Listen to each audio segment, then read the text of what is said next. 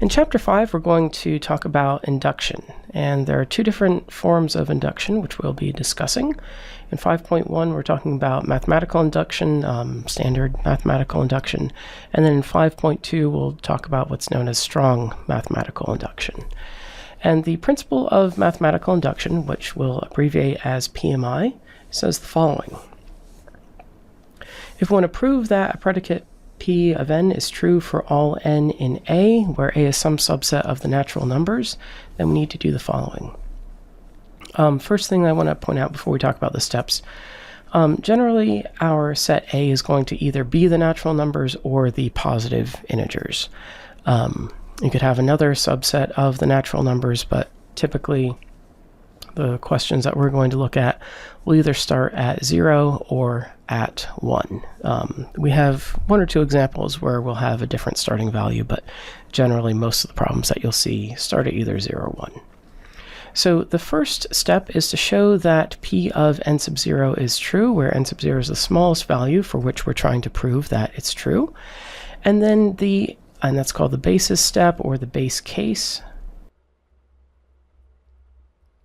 And then the next step is the inductive step, where we show that for any k value greater than or equal to n sub 0, if P of k is true, then P of k plus 1 is also true. Or sometimes you'll show that if P of k minus 1 is true, then P of k is also true. So in the inductive step, we're proving an implication. And essentially what we're doing in the basis case, we're showing that we can start the process.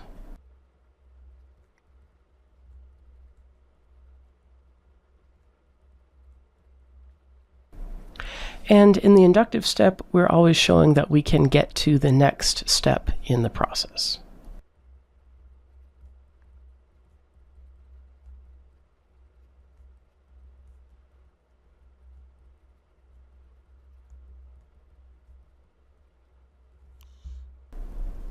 And in that inductive step, we're not proving that the statement is true for just some arbitrary value, but we're showing that this implication holds for any arbitrary value. So the idea is that we're proving that this implication is true, and then if I want to show that, let's say we're starting with the natural numbers as our subset A.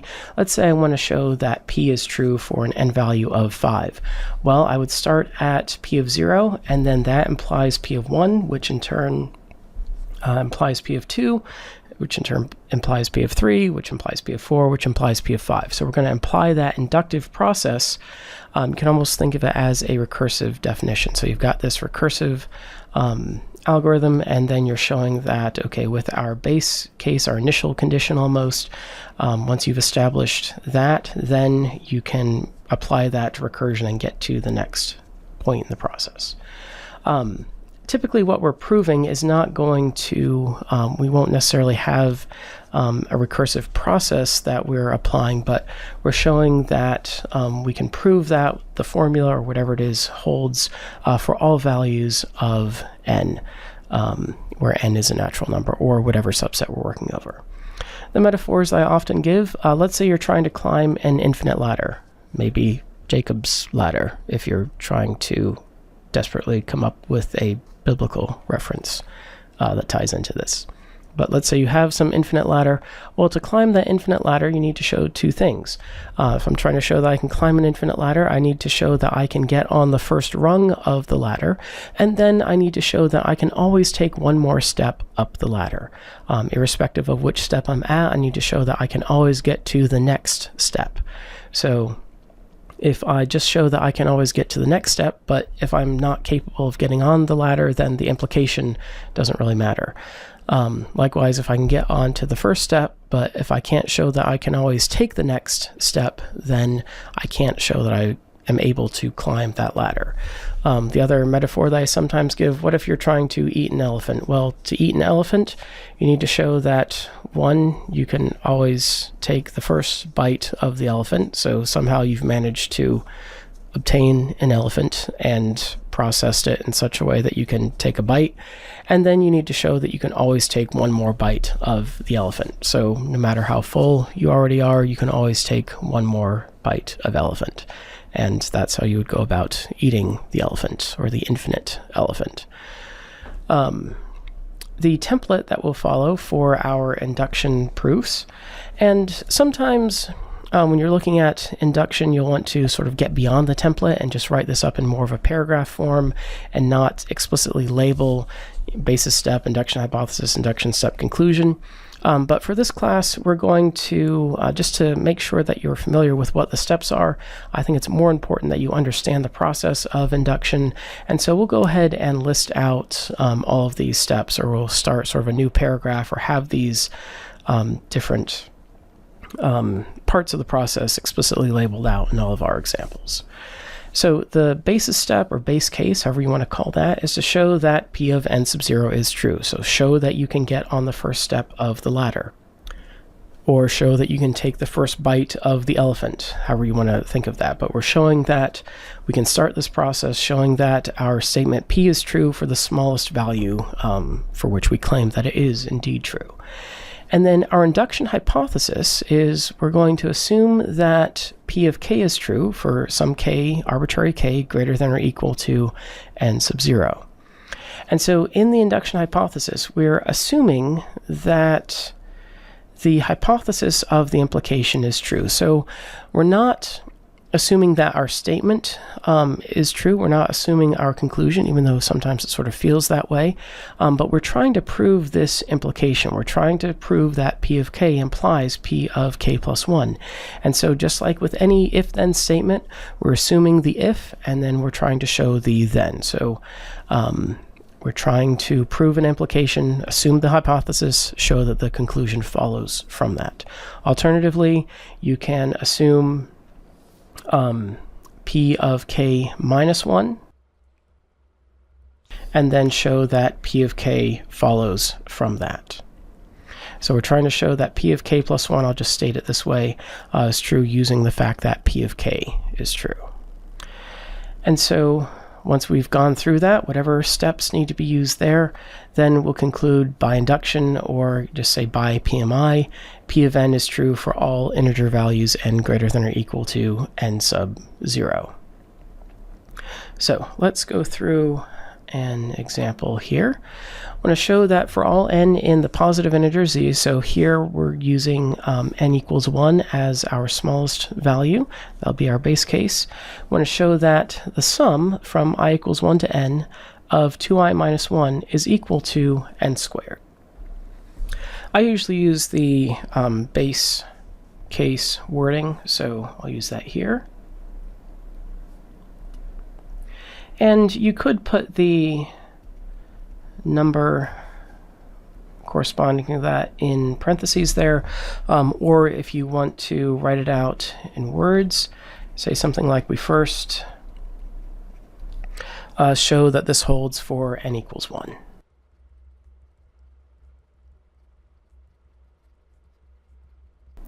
And so we're going to take n equals 1 and plug that into our formula. So we're trying to show that the sum from I equals 1 to 1 of 2i minus 1 is equal to 1 squared. So we'll go ahead and write out what the sum looks like. There's just a single term in it, so this is 2 times 1 minus 1. That's equal to 1, and we're trying to show that that's equal to our n value squared. So 1 is equal to 1 squared. And again, if you're trying to word this, we'll end the sentence there, and just say something like, so the proposition or the formula holds for n equals 1, whatever wording you want to use there.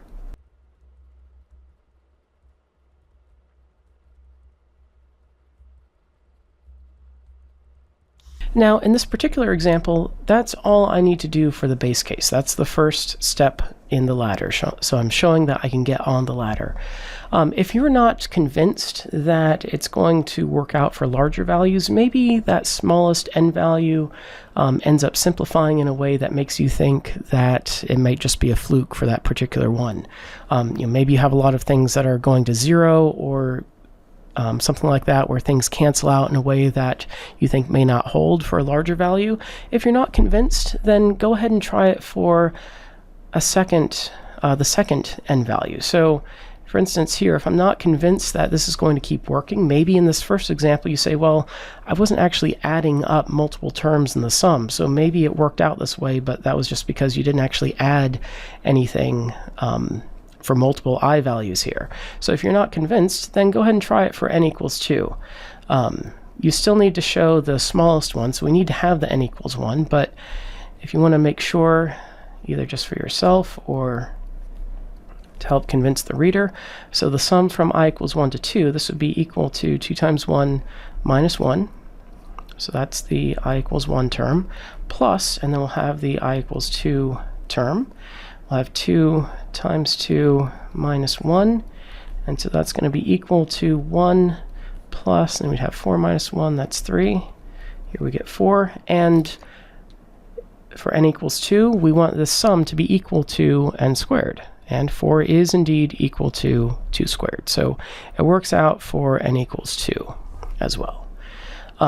In certain examples, you do need to show multiple base cases. Typically, that shows up in the context of strong induction, is where you'll find places where you need to do that.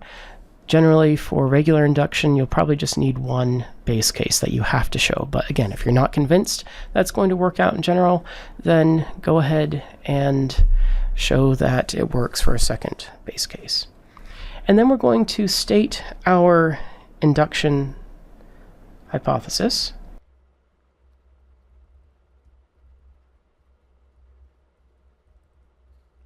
And for that, we're going to say that we assume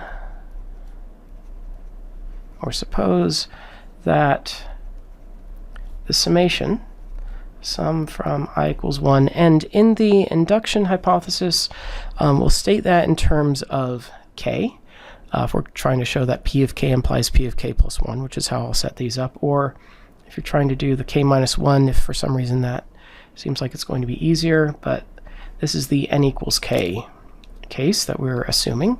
So assume that the sum from I equals 1 to k of 2 times I minus 1 is equal to k squared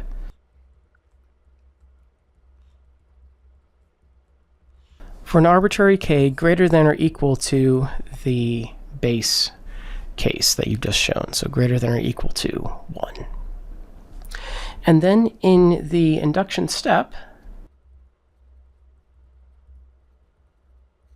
here we want to show that the formula holds for the k plus 1 case. So I'll go ahead and write out what that says for our particular formula. So we want to show that the sum from I equals 1 to k plus 1 of 2i minus 1 is equal to k plus 1 squared. So we want to show the truth of this summation formula follows from the induction hypothesis.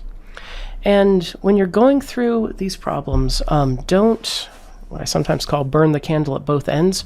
We're not going to start with this equation. We're going to start with one side of the equation.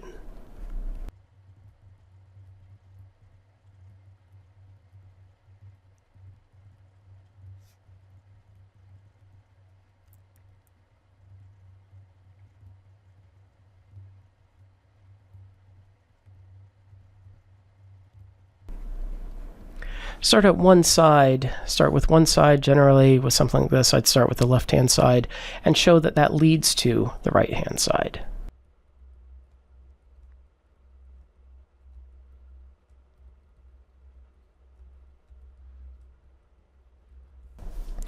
So we're going to start with the sum from I equals 1 to k plus 1 of 2i minus 1.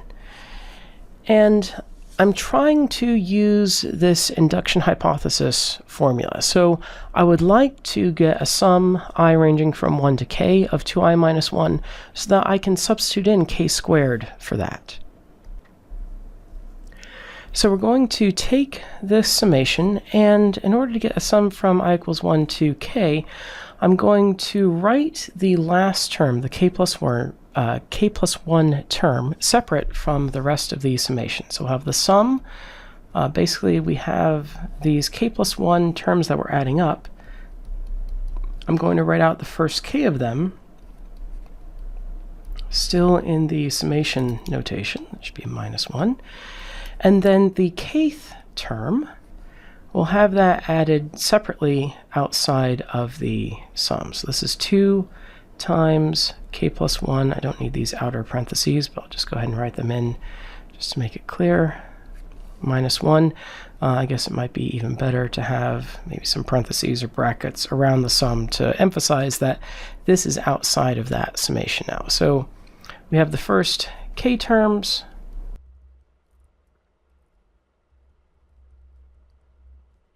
and then we have the k plus first term written separately. And then we can take that first summation, and using our induction hypothesis, we can rewrite that as k squared. So this is equal to k squared plus, and then we'll have 2 times k plus 1 minus 1. And when you use the induction hypothesis, so at the point in the induction step where you actually apply that induction hypothesis, you need to be sure to cite that at that particular location. So here, just off to the side in parentheses, I'm just going to say by the induction hypothesis. You can abbreviate into hype or even just IH if you like. But you need to make sure that you're stating the induction hypothesis or citing it when you use it.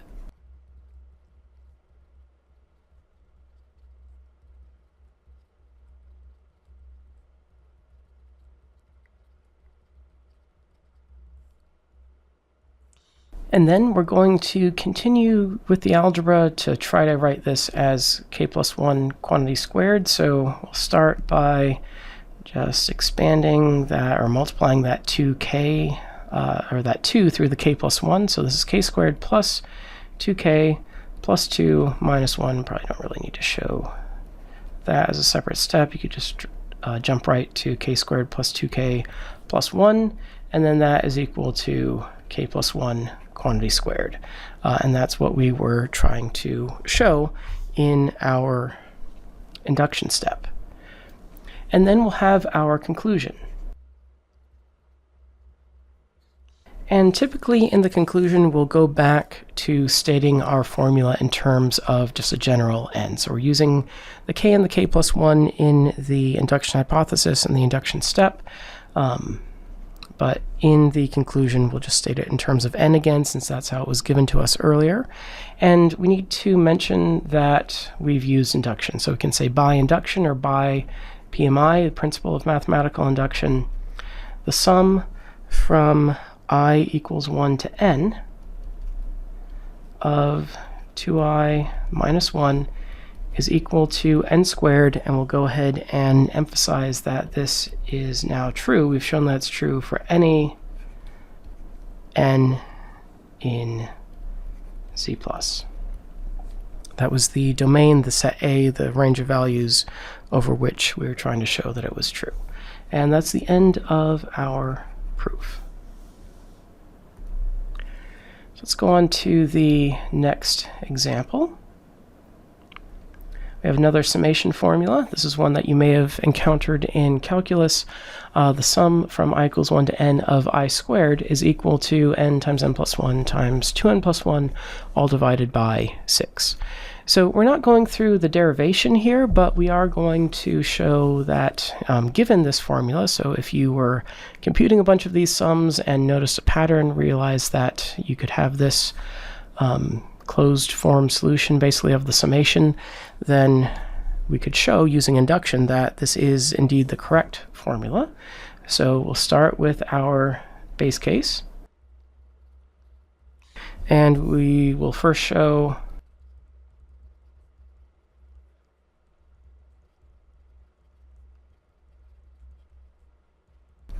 that the formula holds for n equals 1. So we'll have a sum I going from 1 to 1 of I squared, and that's just equal to 1. Now 1 is also equal to 1 if we write it out this way. Well, that's 6 over 6, or we can write that as 1 times 2 times 3 divided by 6, which is 1 times 1 plus 1 times 2 times 1 plus 1 divided by 6. And at this step here, you could really leave out, I guess, these two in the middle and just leave it to the reader to go through that basic arithmetic. If it's something more involved, then you may want to show some of the steps. But here, we basically just want to show that what we get from the summation is equivalent to what we're getting from the formula on the other side. So that does work out. Again, if you're not convinced that it's going to work when you're actually adding terms together, you could go through and show that when you sum from 1 to 2, that you also get what the formula says that you're going to get in the summation. We don't need to go through that, but if you weren't convinced, then you could show a second base case as well. But we'll just state, so the formula holds for n equals 1. So we've shown that we can get onto the first step of the ladder. And then we'll state our induction hypothesis. So we're going to assume that the summation formula that we've stated here is true for some arbitrary k greater than or equal to 1.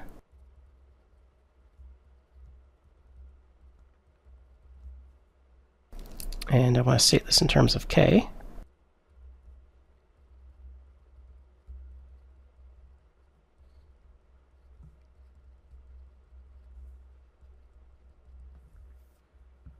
And you can use the word arbitrary, just saying for some k greater than or equal to 1. And then in our induction step, we'll show that that assumption, that hypothesis, leads to the truth of the formula when we're looking at the k plus first case. And let's just go ahead and write out exactly what it is that we're trying to show. In this case, you don't necessarily have to do that, but it's helpful for both the reader and for you to keep in mind what your end goal is.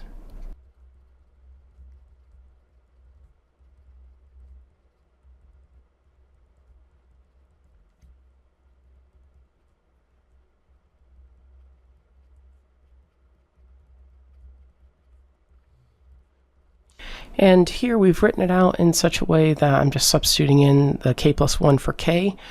We may end up with it in a different form, so if we get the k plus 2 here, and this would end up being, in this next term, 2k plus 2 plus 1, so 2k plus 3.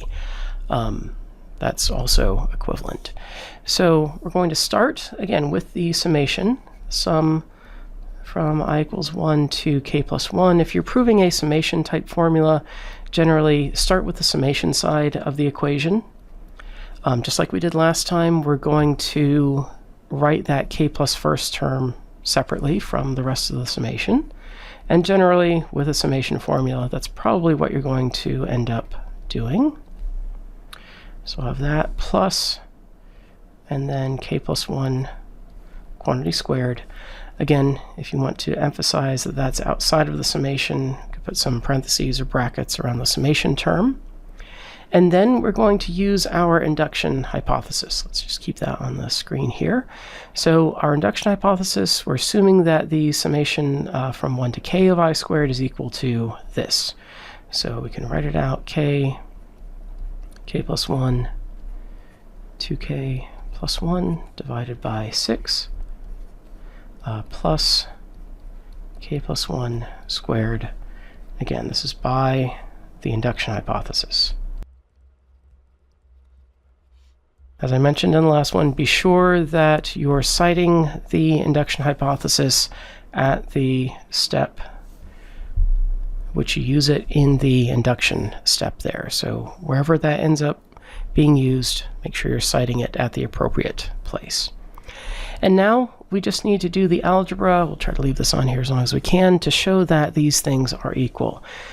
So how are we going to do that? Well, notice that we do have a k plus 1 term here and a k plus 1 term, a factor here as well. So let me go ahead and put everything over a common denominator. We are going to end up with a k plus 1 factor in the final formula. So if I put everything over a common denominator, then we can factor out a k plus 1, and that will at least give us part of what we're looking for. So factoring a k plus 1 out in the numerator leaves us with k times 2k plus 1 plus 6 times k plus 1 divided by 6. And sometimes, even though I'm saying not to burn the candle at both ends, you may need to sort of look ahead at what you want the algebra to do or what that's going to look like in order to write out the steps so that they proceed in a logical order. Here, now that I've factored out the k plus 1, let's just go ahead and expand what's left in the parentheses up there. So this is 2k squared plus, we'd have a plus k plus 6k. I'll go ahead and do the simplifying all at once. And then we don't have any constant terms from that first k times 2k plus 1, so we just have this plus 6 left from the other. That's all divided by 6. And then we'll go ahead, this should be squared, not k to the k. And then we'll go ahead and apply the quadratic formula to that if you didn't see how it factors or sort of know what we're going for here. This should be k plus 2 times 2k plus 3, and you could go through and just sort of mentally check or leave it up to the reader. Something like this going from here to here, that's not too much of a leap because that's an easy enough algebraic step that the reader can verify that yes, 2k plus 1 times 2k plus 3 is going to give you what you have up here. If it's something more involved, then you may need to show a little bit more work for that. And the last step will be just to emphasize that this does look like the k plus 1 version of the formula that we started with. So this is 2 times k plus 1 plus 1. And again, in our one to show, we had this already, and so that is what we were going for. And then we'll have our conclusion. Remember, in the conclusion, we'll go back to stating the formula in terms of n, and we'll say thus, either by PMI or by induction. I'll use that wording here. Use the PMI in the last example. Either one's fine. Thus, by induction, the sum from I equals 1 to n of I squared is going to be equal to n times n plus 1 times 2n plus 1 divided by 6. And here in our conclusion, we're emphasizing that we've shown that this is true for any positive integer n. And that completes the proof. So now let's look at induction being used on a problem that maybe doesn't seem quite as mathematical, something that doesn't involve a formula necessarily. We have a group of people standing in line to purchase movie tickets. The first person in line is a woman, and the last person in line is a man. So we have this condition here. And we want to use induction to show that somewhere in the line, a woman is directly in front of a man. So we have something like, let's say this is the ticket booth here. Here's the ticket window. Here's the person selling the tickets. It's a person. And we have a woman first in line, and since these are stick figures, I'll give her a dress so you know it's a woman. And we have a man back here at the end of the line. It's a line of some arbitrary length. And so we don't know what the other people look like in between. Potentially there's a man as the second person in line, and so there is, and we're trying to show that there's at least one instance of a woman standing directly in front of a man, and there we go, there's a woman standing directly in front of a man. But potentially we have a lot of women standing in the line, so maybe we have a woman here, and we have women all the way back. And so we don't have a woman standing directly in front of a man until we get to the very end of the line. Or we have some other mixture, men and women standing in the line. There may be multiple places where there's a woman standing directly in front of a man, but we know that there's going to be at least one place where that happens. And so we're going to use induction to show that irrespective of the length of this type of line, we're always going to have a woman standing directly in front of a man somewhere in that line. And the idea here, and to make this write up a little bit easier, we'll have the following definition. So we're going to call a line where the first person is a woman and the last person is a man a W-M line, just so I don't have to keep writing, suppose we have a line where the first person is a woman, the last person is a man, we'll just say, suppose we have a WM line of whatever length.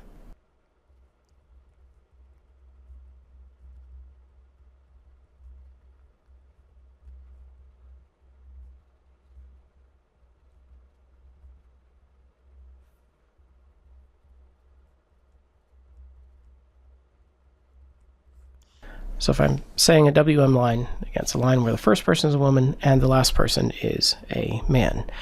And so what are we doing induction on? Well, we don't know how long the line is. We're trying to show that this is true of any line. So we're going to proceed by induction on the length of the line. And if it's not clear exactly what you're doing induction on, that's a good first step.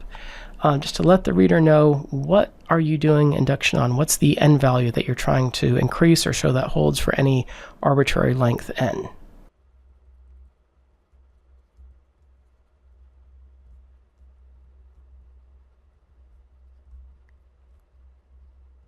And so we'll state that first before we get into our base case. So the base case, well, what's the smallest length of line that we can look at? Well, it would have to be length 2. I can't have a WM line if I have fewer than 2 people in line. If I just have one person, then I can't have a woman as the first person and the man as the last person. So we'll first consider a WM line of length 2.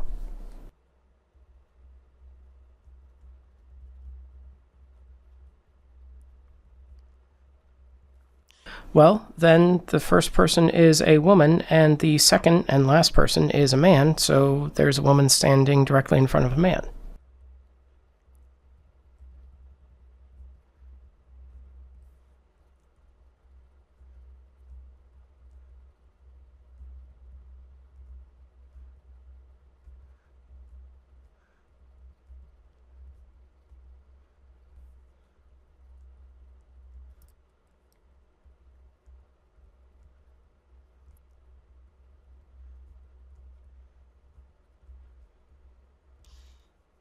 And maybe instead of i.e. second and the last person, they're the same thing. We've got R not quite right there. Is a man, so there's a woman standing directly in front of a man. So the result holds for a WM line of length 2.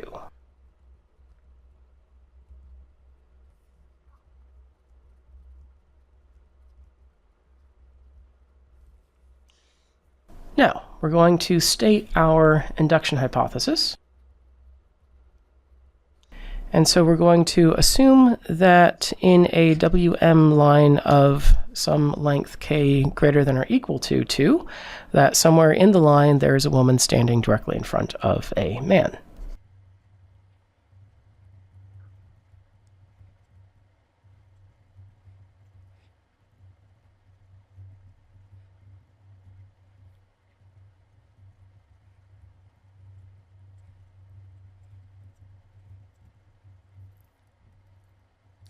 And then in our induction step, we're going to look at a WM line of length k plus 1.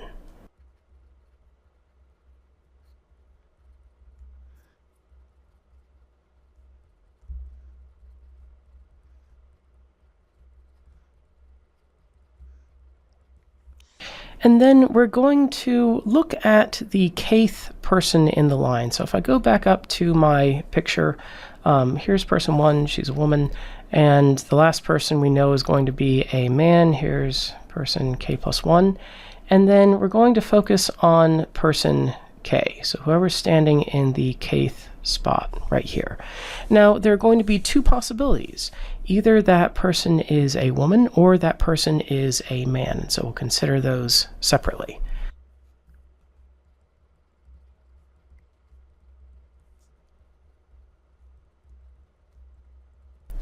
So if that person is a woman,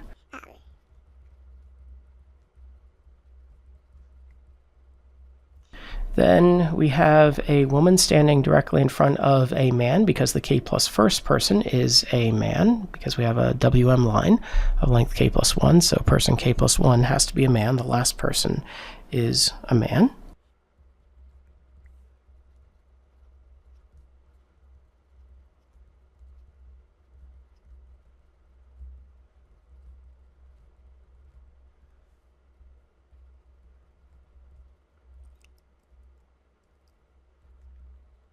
And that would complete the proof in that case. We have a woman standing directly in front of a man, at least in at least one place in the line. So that would be enough to show the result.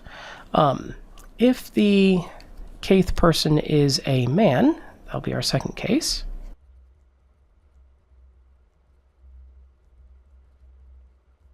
Well, then if we want to call it a subline, so the line of length k consisting of the first k people in the line, so coming back up here, if we happen to have a man in this position, then we're going to look at just the first k people in the line.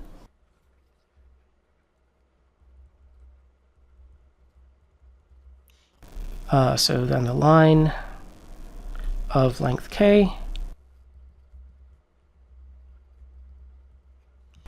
consisting of the first k people in the line,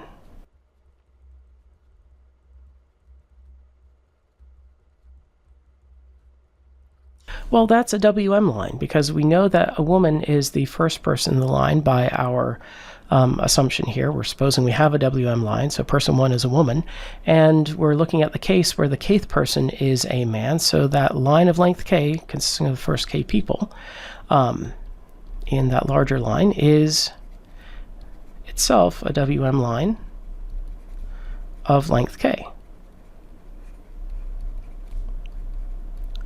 So by our induction hypothesis tells us something about a WM line of length k, and it tells us that somewhere in that line there's a woman standing directly in front of a man.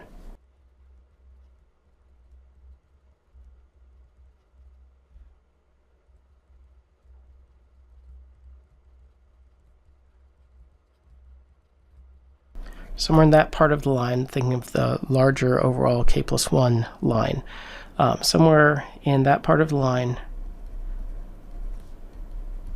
there is a woman directly in front of a man.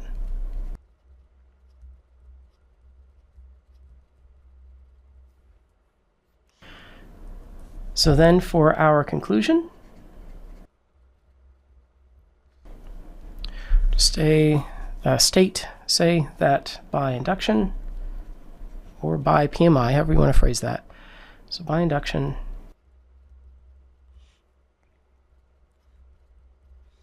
any WM line of length 2 or more has a woman standing directly in front of a man somewhere in that line.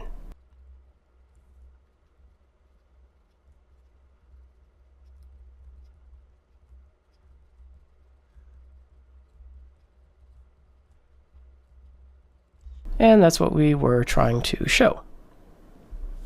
So in this inductive proof, again, we didn't have a specific formula that we're trying to show is true, but we can still use induction to prove that that our conclusion is always going to follow, irrespective of the length of the line. And again, note that in our induction step, we have a proof by cases. Only one of those cases used the induction hypothesis, and that's fine. In the first case, where the kth person is a woman, then we can identify exactly where there's a woman standing directly in front of a man. It happens in those last two positions, since we know who is standing there.